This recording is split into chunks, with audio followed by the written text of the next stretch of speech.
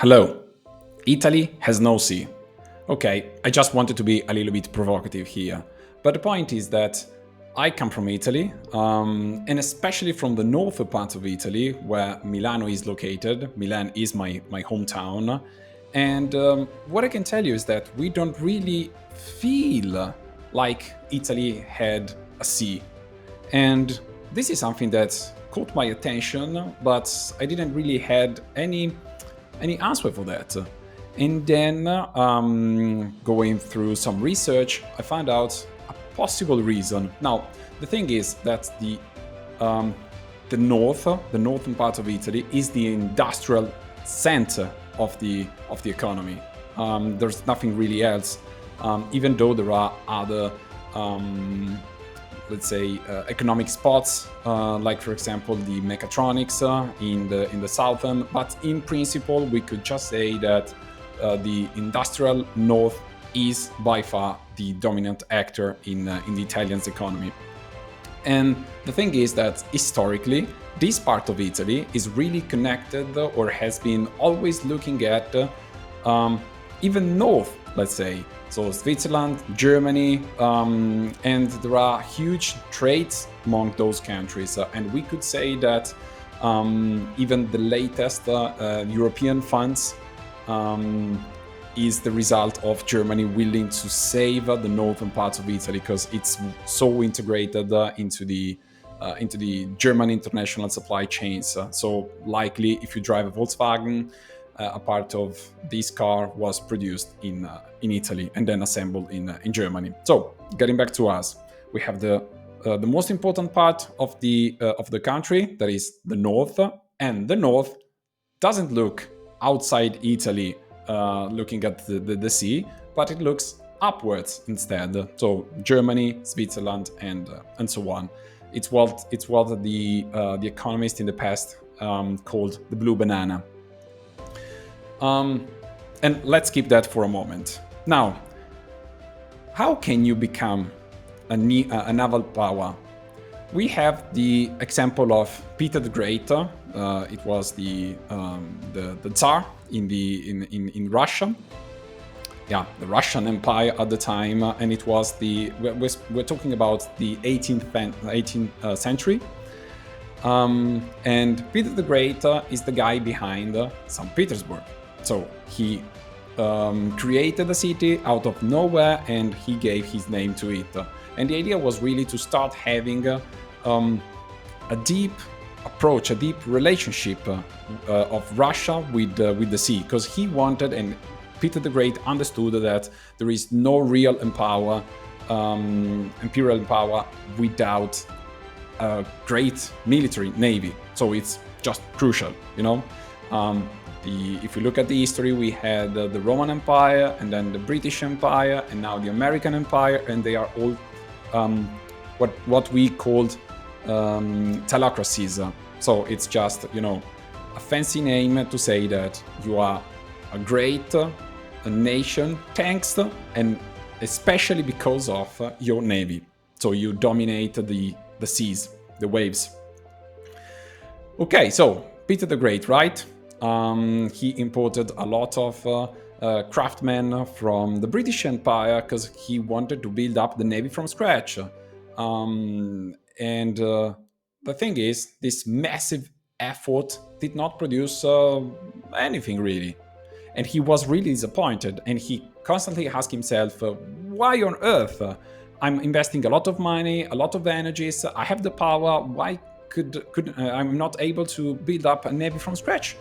And history says, or goes, that at a certain point, one of the workers, the British workers, answered that very specific question. And he said, if you want for a population, okay, to really embrace the sea, this population must be scared to death.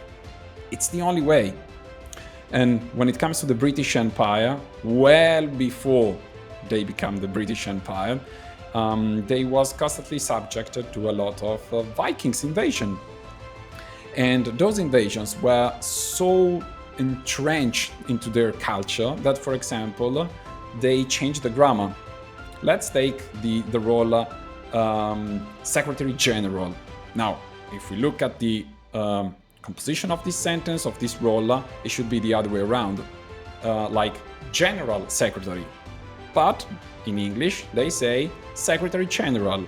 So the grammar was changed exactly as a consequence of one of those invasions. And they look at the sea as a threat for many centuries, and more or less starting with Queen Elizabeth and the piracy and so on, they really started changing their mind and their approach to the sea, and they become the British Empire. Okay, so we also understood now that you cannot just turn a population into a naval power just because you have the willing to. You really have to find yourself with the wall, a wall behind you. Okay, so you must be scared to death. Okay, now let's add something else. The American Empire, right? Now, for decades, they were just a local power. You know, during the more or less at the very same time of Peter the Great, during the 18th century, but even the 19th century, US were just a local growing power. But then, on July the 1st, 1911, the Naval Station Great Lakes, located on Lake Michigan, was established, so officially open. And this changed everything, literally everything. Let's crack down a couple of numbers. 2,000 recruits per year at the beginning, and then as a result of World War I, more than 1 million recruits had been trained through this facility. And why is this so important? Because, as said, it's located on the Lake Michigan. Okay, so what's the point?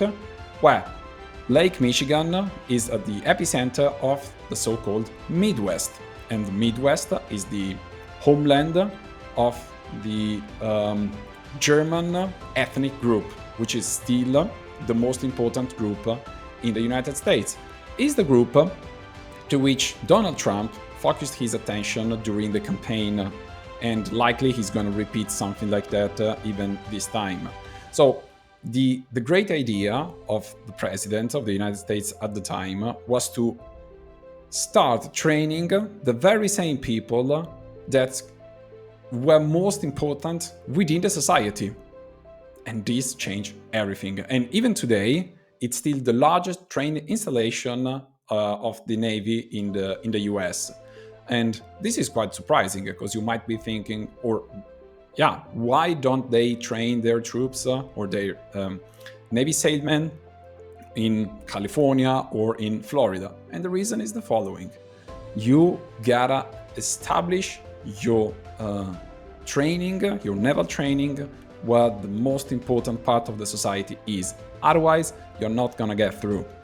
And now, bear with me, we are at the end. So we recap everything. We said it's important to involve the most influential part of the society.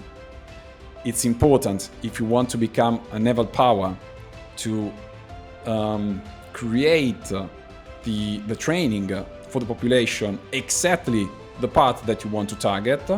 So why is Italy has no sea? Because there is no training facility in the northern part of Italy. As simple as that. So if we wanted, or they wanted, to change the attention that Italy is giving to the sea, one of the key elements of this strategy for this change should be opening up a naval station on the Lake Maggiore, like is the case of the Midwest in the United States with the Naval Station Great Lakes on the Lake Michigan. I hope you enjoyed this video, and of course, I wish you all the best. Thanks for watching. See you next time. Take care. Bye.